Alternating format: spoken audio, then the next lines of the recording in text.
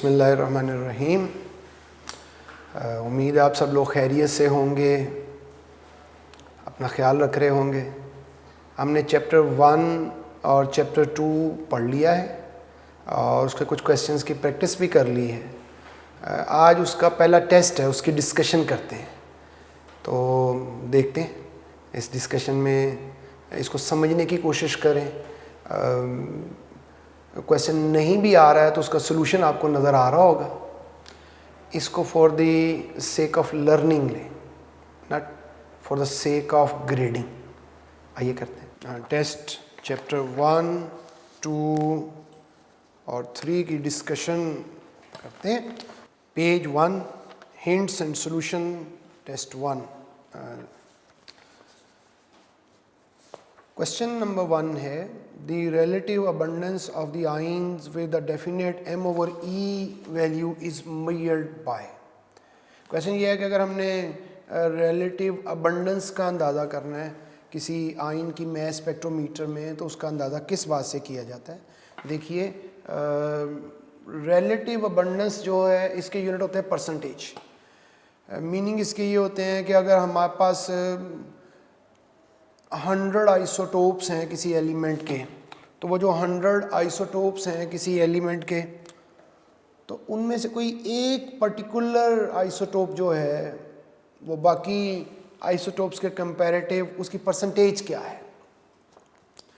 तो ये हमें अंदाज़ा होता है जब हम मास स्पेक्ट्रम देखते हैं। तो मास स्पेक्ट्रम का जो आउटपुट है, जो ग्राफ की शक्ल में हमें नज़र आता है, पेज 1 पे इसका सोल्यूशन देखें क्वेश्चन 1 का, तो उसमें एक्स एक्सिस पे मास टू चार्ज रेशो होती और वाई एक्सिस पर रिलेटिव अबंडेंस होती है। जब ये पॉजिटिव आयंस आइसोटोप्स के जाके स्ट्राइक करते हैं इंस्ट्रूमेंट पे, तो जब वो इंस्ट्रूमेंट पे जाके स्ट्राइक करते हैं तो वह करंट प्रोड्यूस करते हैं।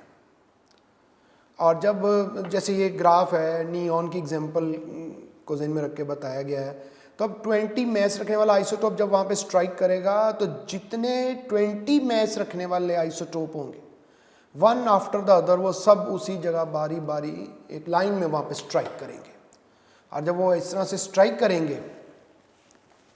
तो 20 पॉजिटिव आयन की तरफ वजह से जो करंट प्रोड्यूस होगा, जितने more the number of isotopes, ions of isotopes having mass 20 वो स्ट्राइक करेंगे, उतना ज़्यादा करंट वहाँ पे ज़्यादा होता जाएगा। उस करंट को हम एम्पलीफाई करते हैं, उसे मेजर कर लेते हैं। तो सिंपल जो स्ट्रेंथ ऑफ इलेक्ट्रिक करंट है जो मेजर की जाती है, उससे हमें रिलेटिव अबंडेंस का अंदाज़ा हो जाता है। यानी आप ऐसे कह सकते हैं कि जो पीक की हाइट है उससे हमें रिलेटिव अबंडेंस का अंदाज़ा होता है। और जो पीक की हाइट होती है, वो पीक की हाइट असल में स्ट्रेंथ ऑफ इलेक्ट्रिक करंट पे डिपेंड करती है।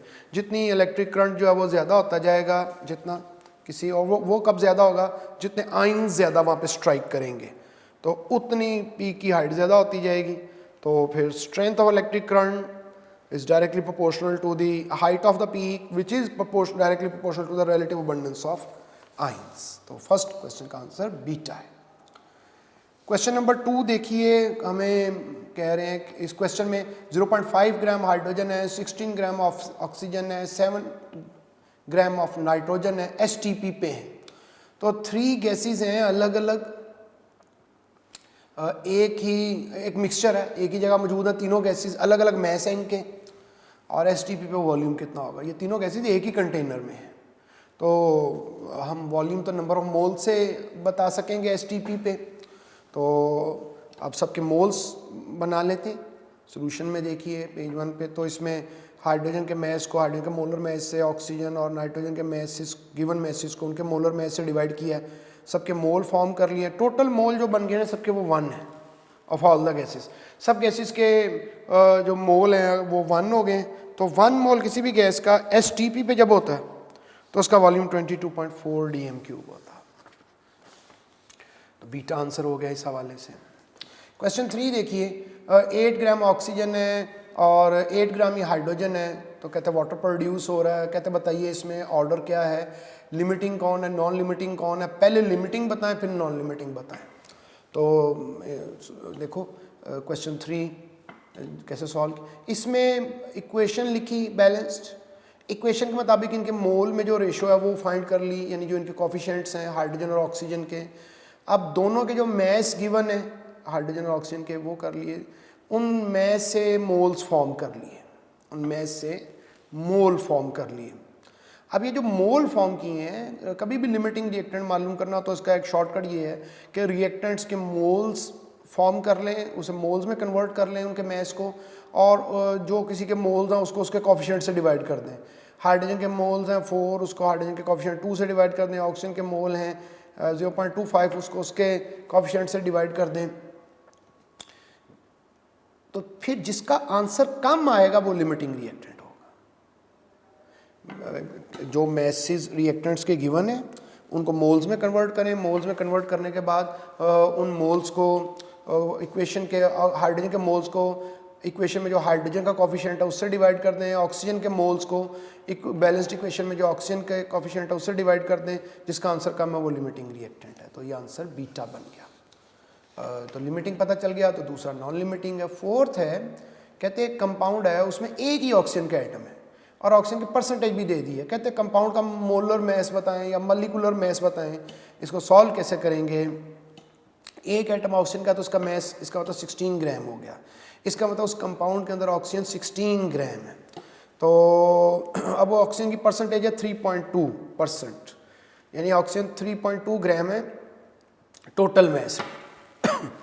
अभी एक रिलेशनशिप सेट कर लेते हैं। ऑक्सीजन का मैस और जो मॉलिक्यूलर मैस है, कंपाउंड जो है उसका मॉलिक्यूलर मैस हमने फाइंड करना है, उसको राइट साइड पे रखा, अननोन है। तो परसेंटेज का ऑक्सीजन 16 है, एक ही एटम है। तो इसके मीनिंग ये है कि 16 ग्राम ऑक्सीजन है अगर कंपाउंड 100 ग्राम है। तो अगर कंपाउंड को 100 ग्राम सब मिले तो ऑक्सीजन उसमें जो है वो 16 ग्राम है, तो 1 ग्राम में कितनी होगी? और अगर वो 3.2 है तो फिर उसका मोलर मैस कैसे होगा? तो हम ऐसे यूनिटरी मेथड से सॉल्व कर लेंगे कि जो हमारे पास, तो ये आंसर आ जाएगा 46 ग्राम। यानी कि एक ऑक्सीजन एटम है उसका मैस 16 ग्राम है। तो अब इसका मतलब उसके मॉलिक्यूलर मैस में 16 ग्राम टोटल मैस में मौजूद है। तो ये 3.2 ग्राम। परसेंटेज नोन और अननोन में हमने रिलेशनशिप ऐसे फाइंड कर ली। Question number 5। क्वेश्चन नंबर 5 में क्वेश्चन ये है कि अगर आयोडीन है, सॉल्वेंट एक्सट्रैक्शन से रिलेटेड क्वेश्चन है, कार्बन टेट्राक्लोराइड में, और वो एक्वस सोल्यूशन वाटर में चली जाती है तो कलर कैसे चेंज होगा? आयोडीन का कार्बन टेट्राक्लोराइड में जो कलर है वो पर्पल होता है और आयोडीन का कलर वाटर के अंदर ब्राउन होता है। वाटर में वो ट्राई आयोडाइड की फॉर्म में होती है, लिहाजा कलर जो वो पर्पल से ब्राउन में चेंज होगा। क्वेश्चन 6 देखें। एसटीपी पे ऑक्सीजन गैस के मॉलिक्यूल हैं 3.01 × 10⁻23। कहते हैं वॉल्यूम बता दें।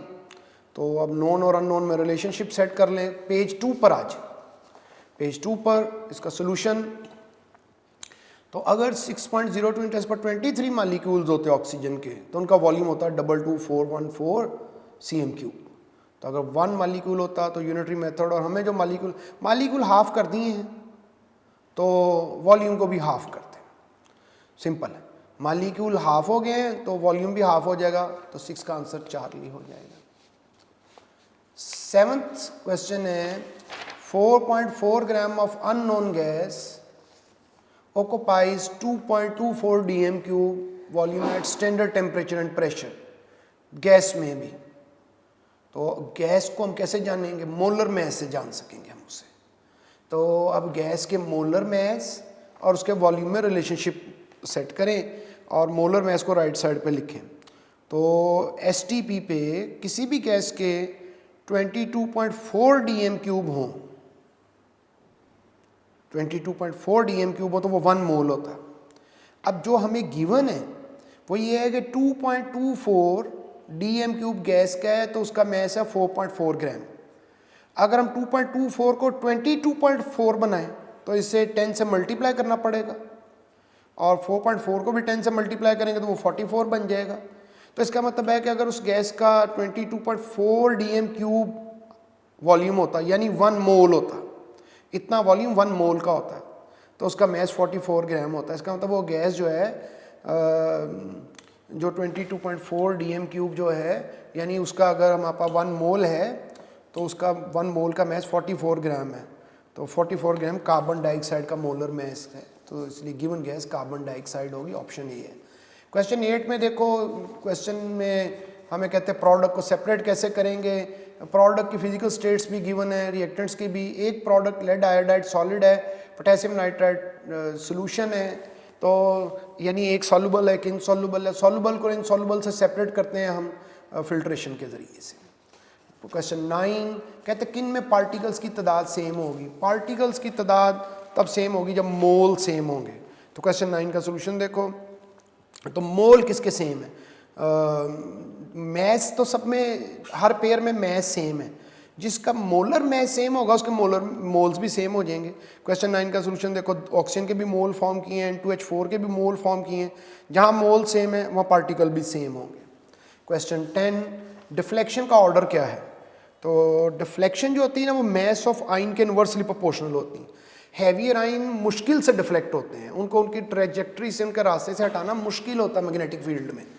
तो सबसे ज़्यादा डिफ्लेक्ट वो होगा जिसका मैस कम है, तो और जिसका मैस ज़्यादा वो कम डिफ्लेक्ट होगा, लिहाजा बीटा ऑप्शन बन जाएगी। 11 क्वेश्चन 11 में कहते हैं क्लोरीन है, एक लंबी स्टेटमेंट है लेकिन आसान है। कहते हैं क्लोरीन है और बताया कि वो आई इरिटेंट है रेस्पिरेटरी सिस्टम में, और उसकी जो टॉलरेबल लिमिट है वो 0.00 मिलीग्राम पर DM³ है। 1 DM³ में 0.005 मिलीग्राम मालिक्यूल बनाने, यानी सिंपल हमें क्लोरीन का जो है वो मैस गिवन है, मिलीग्राम में गिवन है, उसके मालिक्यूल बनाने हैं। सोल्यूशन देखें पेज 2 पर 11 का। मैस जो है उसे हम पहले ग्राम्स में कन्वर्ट कर लेंगे और फिर उसके बाद 71 से डिवाइड करके मोलर मैस से उसके मोल्स कन्वर्ट कर लेंगे, Na से मल्टीप्लाई करके मालिक्यूल्स फॉर्म कर लेंगे। तो लिहाजा इसका आंसर जो है वो चार्ली बन जाएगा, mass over mass in grams over molar mass into Avogadro's number.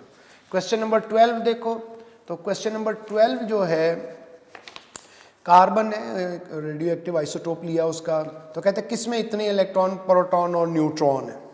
तो कार्बन क्वेश्चन 12 पेज 3 पे आ जाएं। कार्बन में जो इलेक्ट्रॉन है एटॉमिक नंबर 6 है, इलेक्ट्रॉन इतने हैं, कार्बन चूँकि न्यूट्रल है तो प्रोटॉन भी इतने ही होंगे। न्यूट्रॉन जो है वो मैस नंबर को 14 को एटॉमिक नंबर में को उसमें से माइनस कर दें तो न्यूट्रॉन आ जाएंगे। अब इतने ही O2 प्लस, O2 का एटॉमिक नंबर 8 है लेकिन चूँकि डाई पॉजिटिव आइन है तो 2 इलेक्ट्रॉन लॉस कर गए, इलेक्ट्रॉन 6 हो गए। तो उसके जो क्वेश्चन है हमारे पास, क्वेश्चन इसमें क्वेश्चन नंबर 12, तो क्वेश्चन हमारे पास सेम था कि किस में जो है वो न्यूट्रॉन और इलेक्ट्रॉन सेम है, तो इलेक्ट्रॉन भी सेम हो गए ऑक्सीजन के, क्योंकि 2 इलेक्ट्रॉन लॉस कर गए। प्रोटॉन ऑक्सीजन के 8 होंगे क्योंकि जो एटॉमिक नंबर है वो इसका 8 ही है। प्रोटॉन उन्होंने कहा नहीं कि सेम होने चाहिए, न्यूट्रॉन भी इसमें सेम है, तो इसलिए इसका आंसर बीटा बन जाएगा। क्वेश्चन नंबर 13 पे आओ। नियॉन आइसोटोप है विच शो मैक्सिमम रेडियस। अब डिफ्लेक्शन के बजाय एक रेडियस से रिलेशनशिप ले लिया, तो रेडियस जो होता है ना किसी का, वो मैस ऑफ आइन के डायरेक्टली प्रोपोर्शनल होता है। तो जो हैवियर आइन होगा वो डिफ्लेक्ट कम होगा और रेडियस ज़्यादा होगा। तो 13 में सबसे ज़्यादा जो फिर मैस है वो नियॉन 22 का है, उसका रेडियस ज़्यादा होगा। 14 में बीकर है, 9 ग्राम वाटर है, कहते हैं उसमें नंबर ऑफ हाइड्रोजन एटम बताएं। तो कैसे करते हैं, एटम्स मालूम करने हों तो ऐसे करते हैं कि mass over molar mass into Na into atomicity. तो जब मैस ओवर मोलर मैस से डिवाइड कर देंगे तो मोल बन जाएंगे, Na से बनाएंगे तो मालिक्यूल बन जाएंगे, एटॉमिसिटी से मल्टीप्लाई करेंगे तो एटम्स बन जाएंगे। तो मैस 9 गिवन है, मोलर मैस 18 है, एवोगैड्रो है, और हाइड्रोजन एटम्स बताने हैं। तो वाटर के अंदर हाइड्रोजन एटम्स की तादाद 2 है। हाइड्रोजन एटम्स पूछे हैं, टोटल एटम नहीं पूछे हैं, टोटल पूछते तो फिर 3 से मल्टीप्लाई कर देते हैं। क्वेश्चन 15 देखो, 11.207 DM³ मीथेन है STP पे, कहते हैं मोल्स ऑफ हाइड्रोजन एटम्स बताओ। तो पहले तो देखो कि सॉल्यूशन देखो, तो अगर 22.414 DM³ मीथेन होती है STP पे तो 1 मोल होता। अब 11.207 का मतलब है कि वॉल्यूम हाफ हो गया तो मोल भी हाफ हो जाएंगे। इसका मतलब है हमारे पास जो मोल है मीथेन के, गिवन वो हाफ मोल है। अब मीथेन के मोल और एच के मोल में रिलेशनशिप कर लो। एच के मोल फाइंड करने हैं, राइट साइड पे लिखो। 1 मोल मीथेन में एच के 4 मोल होते हैं, और अगर ये हाफ मोल होगा तो आपसे मल्टीप्लाई कर दें तो 2 मोल एच हो जाएंगे। Question 16, percentage of which element can not be determined directly in combustion analysis. तो डायरेक्टली किसकी नहीं की जा सकती? ऑक्सीजन की नहीं की जा सकती। ऑक्सीजन की कैसे कर सकते हैं? इनडायरेक्ट मेथड से, उसे कहते हैं मेथड ऑफ डिफरेंस, यानी डायरेक्टली की जा सकती कार्बन और हाइड्रोजन की परसेंटेज फाइंड। तो जब हम कार्बन और हाइड्रोजन की परसेंटेज मालूम कर लेते हैं तो कार्बन और हाइड्रोजन की परसेंटेज मालूम करके उसे 100 में से माइनस कर देते हैं तो ऑक्सीजन की परसेंटेज आ जाती है। इसे कहते हैं मेथड ऑफ डिफरेंस। नाइट्रोजन की सूरत में बात यह है कि नाइट्रोजन की सूरत में जो परसेंटेज है वो की ही नहीं जा सकती, ना डायरेक्ट मेथड से की जा सकती है और ना इनडायरेक्ट मेथड से की जा सकती है, क्योंकि कंबस्शन एनालिसिस जो है वो सिर्फ यूज़ होता है कार्बन, हाइड्रोजन और ऑक्सीजन के लिए। क्वेश्चन नंबर जो है हमारे पास 17, तो 17 में क्वेश्चन है कि कौन सी इनकरेक्ट स्टेटमेंट है। स्टाइकोमेट्री यूज, स्टाइकोमेट्री में उसके एजम्पशंस हैं कुछ, उनमें ए चार अल्फ़ा, चार्ली और डेल्टा तो उसी की एजम्पशंस हैं। बीटा रॉन्ग है, क्योंकि स्टाइकोमेट्री यूज़ करते हुए उसमें रिएक्शन को रिवर्सिबल नहीं होना चाहिए। यानी स्टाइकोमेट्री का मतलब ये होता है कि हम बैलेंस्ड इक्वेशन, जितना बैलेंस्ड इक्वेशन से जो रिएक्टेंट और प्रोडक्ट की अमाउंट्स में रिलेशनशिप है वो यूज़ कर रहे हैं। तो देखो ना, जैसे कार्बन और ऑक्सीजन मिले और कार्बन डाइऑक्साइड बन जाए तो इक्वेशन के मुताबिक 44 ग्राम कार्बन डाइऑक्साइड बननी चाहिए 1 कार्बन डाइऑक्साइड का मोलर मास है। तो ये तभी बनेगी ना जब कार्बन और ऑक्सीजन सारे प्रोडक्ट में चले जाएंगे। अगर रिएक्शन रिवर्सिबल होगा तो फिर तो रिएक्टेंट मुकम्मल तौर पे प्रोडक्ट में नहीं जाएंगे, तो फिर जो इक्वेशन जितना प्रोडक्ट कह रही है उतना नहीं बनेगा। लिहाजा बीटा गलत है, रिवर्सिबल रिएक्शन अकर्स नहीं होना, रिवर्सिबल रिएक्शन अकर नहीं होना चाहिए। 18 में certain gaseous mixture contain methane, sulphur dioxide, उनकी मैस रेशो 1 और 8 की है मालिक्यूल में रेशो। तो 18 का सोल्यूशन देखो, सिंपल है। मीथेन और सल्फर डाइऑक्साइड में जो मैस रेशो गिवन है वो 1 और 8 की है। हम मोल रेशो फाइंड कर लेते हैं इनके मोलर मैस से डिवाइड करके, सिंप्लीफाई करते हैं तो इनकी मोल रेशो 1 और 2 की आती। जब इनकी मोल रेशो 1 और 2 की आती तो इसमें यह है कि जब 1 और 2 की मोल रेशो है तो जो मोल में रेशो है वो मॉलिक्यूल्स में रेशो आ गई, तो बीटा हो गया। 19 में ऑल आर सब्लाइमेबल सॉलिड एक्सेप्ट 1, तो सारे कौन से सॉलिड्स हैं जो सब्लाइम हो सकते हैं? Ammonium chloride, benzoic acid, iodine, naphthalene, dry carbon dioxide, dry ice, solid carbon dioxide, ये सब उसकी एग्जांपल्स हैं। तो कार्बोलिक एसिड नहीं है, कार्बोलिक एसिड फिनोल को कहते हैं, तो फिनोल सब्लाइम नहीं होता। 20 जो है क्वेश्चन, इसका सोल्यूशन पेज 3 पे देखो। सब्लिमेशन किस यूज़ होती है टेक्निक? तब जब कंपाउंड वोलेटाइल हो और थर्मली स्टेबल हो, यानी वोलेटाइल हो, सॉलिड से डायरेक्टली वेपर में तो चेंज हो जाए, लेकिन थर्मली स्टेबल होना चाहिए, डीकम्पोज ना कर जाए, वेपर में टूट के कुछ और ना बन जाए। तो असल में ये लाइन बुक में जो यूज़ की है वो सॉल्वेंट एक्सट्रैक्शन के लिए है, और वो ये है सॉल्वेंट एक्सट्रैक्शन के लिए कि सॉल्वेंट एक्सट्रैक्शन टेक्निक यूज़ होती है जब जो हमारा सैंपल है वो वोलेटाइल और थर्मली अनस्टेबल हो, तब सॉल्वेंट एक्सट्रैक्शन यूज़ करते हैं। तो सब्लिमेशन कब करते हैं? इसमें थर्मली अनस्टेबल नहीं होना चाहिए, थर्मली स्टेबल होना चाहिए, ताकि हम उस कंपाउंड को प्योर करके गेट कर सकें, वरना वो डीकम्पोज करके तो कुछ और बन जाएगा। तो बता दिया कि सब्लिमेशन के लिए क्या कब यूज़ होती है और सॉल्वेंट एक्सट्रैक्शन कब यूज़ होती है। अभी सोल्यूशन के पेज नंबर 4 पे आ जाएं। क्वेश्चन नंबर 21 देखें। तो क्वेश्चन नंबर 21 जो है, the partial pressure of methane and oxygen are 500 torr and 100 torr respectively in a 10 dm³ vessel at 0 degree Celsius. The ratio of number of molecules of methane and oxygen. देखिए अब page 4 पे इसका solution. तो 2 different gases हैं और दोनों अलग अलग प्रेशर है उनका, 500 टॉर है और 100 टॉर है। कहते हैं आप बताएं उनके मॉलिक्यूल्स में क्या रेशो है। तो देखो PV equals to nRT, partial pressure number of mole से रिलेटेड होता है। जो उनके पार्शियल प्रेशर में रिलेशनशिप है तो उस वेसल के अंदर एक ही वेसल में हैं और एक ही टेम्परेचर पे हैं, 10 dm³ वेसल है और दोनों 0 डिग्री पे हैं एक ही वेसल में, तो दोनों का जो प्रेशर है मीथेन का 500 टॉर है, उसका 100 टॉर है। प्रेशर नंबर ऑफ मोल्स के डायरेक्टली प्रोपोर्शनल है, प्रेशर उसका ज़्यादा होगा जिसके नंबर ऑफ मोल्स ज़्यादा है, तो जो नंबर ऑफ मोल्स में रिलेशनशिप है वही प्रेशर में रिलेशनशिप हो गया। 22 हाइड्रोजन गैस है, उसके लिए van der Waals constant A और B की वैल्यू गिवन है। सल्फर डाइऑक्साइड गैस के भी van der Waals constant A और B की वैल्यू गिवन है। कहते हैं इससे कंक्लूड कीजिए। ऐसे है कि अगर A और B की वैल्यू स्मॉलर हो तो गैस आइडियल होती है और अगर A और B की वैल्यू ज़्यादा हो तो गैस नॉन आइडियल होती है। तो चूँकि B जो SO2 है उसके लिए A और B van der Waals constants की वैल्यू ज़्यादा हाइड्रोजन से, तो SO2 जो है वो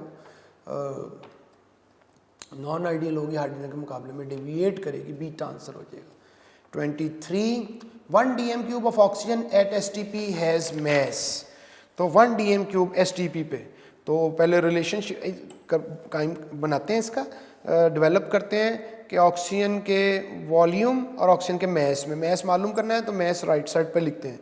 तो 23 में देखो STP पे अगर 22.414 dm³ ऑक्सीजन हो तो उसका मैस होगा 32 ग्राम, क्योंकि इतना वॉल्यूम 1 मोल का होता है। तो 1 dm³ का मैस कितना होगा, तो वो 32/22.414 हो जाएगा यूनिटरी मेथड, तो 1.43 ग्राम मैस बनेगा। 24 which of the following is more ideal at STP। Ideal वही है जिसमें फोर्सेस अट्रैक्शन कम होंगी। इनमें जितनी गैसेस गिवन है सबसे कम फोर्स ऑफ अट्रैक्शन हाइड्रोजन में है कम। जब हाइड्रोजन में फोर्स ऑफ अट्रैक्शन सबसे कम है क्योंकि वो नॉन पोलर है, बाकी सब पोलर है, तो वही सबसे ज़्यादा आइडियल होगी। 25 तो 25 में देखिए अब मिक्सचर है गैसेस का, उसमें 4 गैसेस हैं, sulphur dioxide, ozone, oxygen, methane, और सब जो हैं वो 64 ग्राम है। तो जब सब 64 ग्राम है तो कहते हैं उनके पार्शियल प्रेशर में क्या रिलेशनशिप होगा, क्या ऑर्डर होगा। तो पार्शियल प्रेशर चूँकि नंबर ऑफ मोल्स पे डिपेंड करता है, तो जिसके नंबर ऑफ मोल ज़्यादा होंगे उसका पार्शियल प्रेशर भी ज़्यादा होगा। तो सब मैस गिवन सबका 64 है, सबको सबके मोलर मैस से डिवाइड कर दीजिए। मोलर मैस से जब डिवाइड करेंगे जिसका आंसर ज़्यादा होगा, आंसर भी कैलकुलेट करने की ज़रूरत नहीं है चूँकि न्यूमिनेटर सेम है, जिसका डिनोमिनेटर कम छोटा है उसका आंसर ज़्यादा होगा। तो लिहाजा ये इसका जो ऑर्डर बनेगा वो डेल्टा बनेगा। 26 तो HCl और अमोनिया हैं gases, grams law of diffusion का एक्सपेरिमेंटल वेरिफिकेशन में दोनों यूज़ होती हैं। तो वो कहते हैं कि जब ये दोनों गैसेस एक दूसरे की तरफ मूव करेंगी तो कौन सी बात गलत है, तो बीटा गलत है।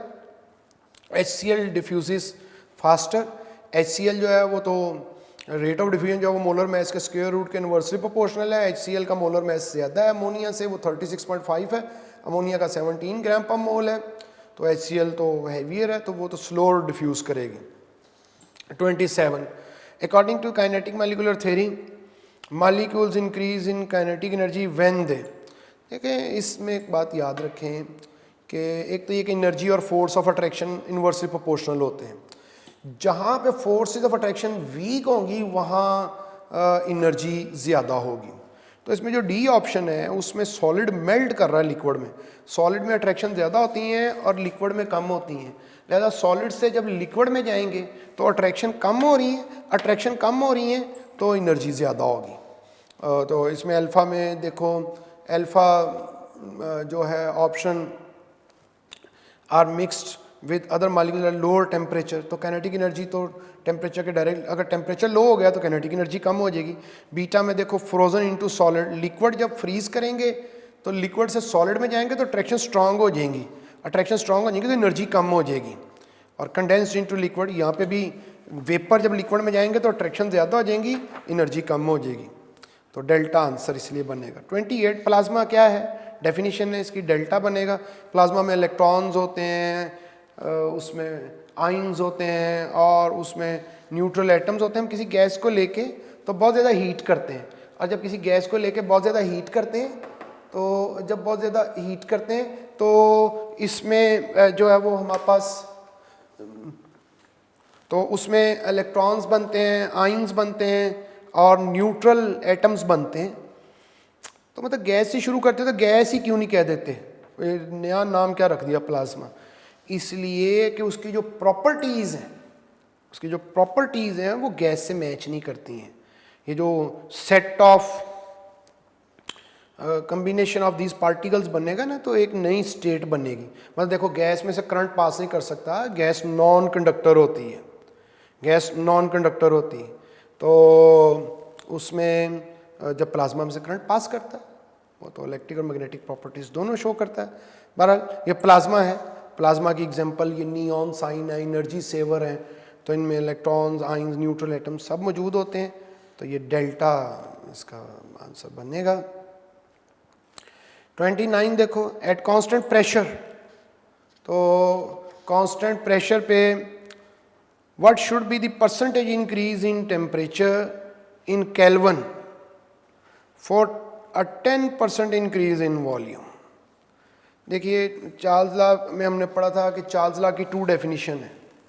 एक है Charles law on the basis of Celsius scale, और एक है Charles law on the basis of kelvin scale, तो या जिसे एब्सोल्यूट स्केल कहते हैं। तो Charles law on the basis of kelvin scale में वॉल्यूम एब्सोल्यूट टेम्परेचर के डायरेक्टली प्रोपोर्शनल होता। तो टेम्परेचर जिस फैक्टर से इंक्रीज करेगा तो वॉल्यूम भी उसी फैक्टर से इंक्रीज करेगा। टेम्परेचर जिस फैक्टर से डिक्रीज करेगा तो वॉल्यूम भी उसी फैक्टर या उसी परसेंटेज से डिक्रीज करेगा। तो यहाँ पे हमें वो ये क्वेश्चन में ये है कि अगर हम 10% वॉल्यूम इंक्रीज करना चाहते हैं तो हमें टेम्परेचर भी 10% इंक्रीज करना पड़ेगा। इसमें भाई ये याद रखें कि टेम्परेचर केल्विन में होगा तो फिर ये रिलेशनशिप होल्ड करेगा, सेल्सियस में ऐसे नहीं होगा। सेल्सियस में ऐसे नहीं होता कि जितना टेम्परेचर बढ़ा दें उतना वॉल्यूम जो है वो उसी रेशियो में बढ़ जाए। तो ये केल्विन स्केल में ये होगा। और ये भी याद रखें कि टेम्परेचर इंडिपेंडेंट वेरिएबल है और वॉल्यूम डिपेंडेंट वेरिएबल है। तो मतलब वॉल्यूम बढ़ाने से टेम्परेचर नहीं बढ़ रहा, टेम्परेचर बढ़ाने से वॉल्यूम चेंज होगा।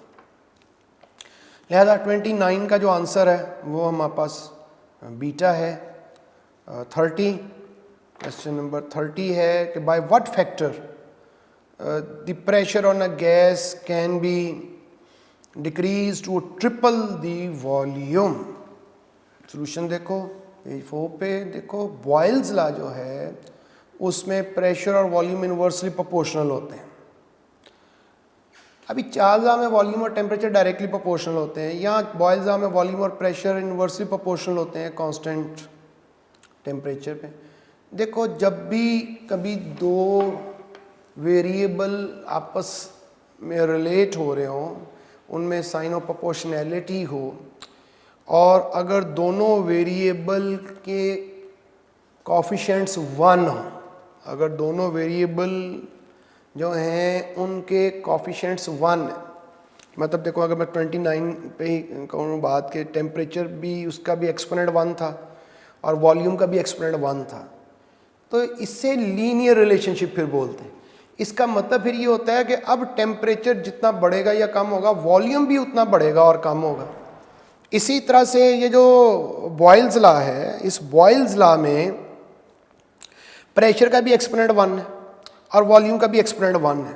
तो मतलब इस बात को हम यहाँ क्लियर कर लें कि जब भी 2 चीज़ें एक दूसरे से रिलेटेड होंगी और अगर दोनों के एक्सपोनेंट जो हैं वो 1 है, तो अगर वो डायरेक्टली प्रोपोर्शनल है तो एक जितना इंक्रीज़ करे दूसरा भी उसी फैक्टर से इंक्रीज़ करेगा, और अगर इन्वर्सली प्रोपोर्शनल है तो जितना एक इंक्रीज़ करेगा दूसरा उतना डिक्रीज़ करेगा।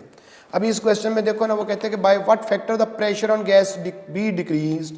हमें प्रेशर कितना डिक्रीज करना पड़ेगा टू ट्रिपल द वॉल्यूम, कि वॉल्यूम ट्रिपल हो जाए, 3 टाइम हो जाए।